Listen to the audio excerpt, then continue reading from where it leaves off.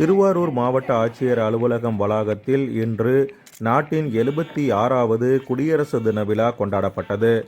மாவட்ட ஆட்சியர் சாருஸ்ரீ தேசிய கொடியினை ஏற்றி வைத்து காவல்துறையினரின் அணிவகுப்பு மரியாதையை ஏற்றுக்கொண்டார்.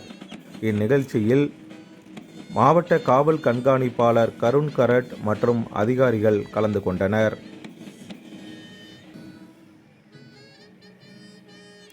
சிறப்பாக பணியாற்றிய 285 அரசு ஊழியர்களுக்கு சான்றிதழ்கள் வழங்கி மாவட்ட ஆட்சித்தலைவர் பாராட்டினார்.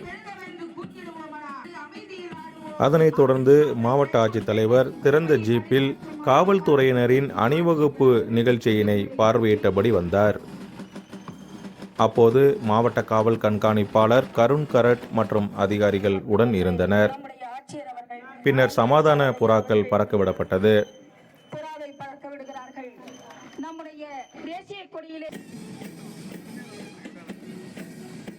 அரசு துறைகளின் சார்பில் பயனாளிகளுக்கு நலத்திட்ட உதவிகளையும் மாவட்ட ஆட்சித்தலைவர் இந்நிகழ்ச்சியில் வழங்கினார்.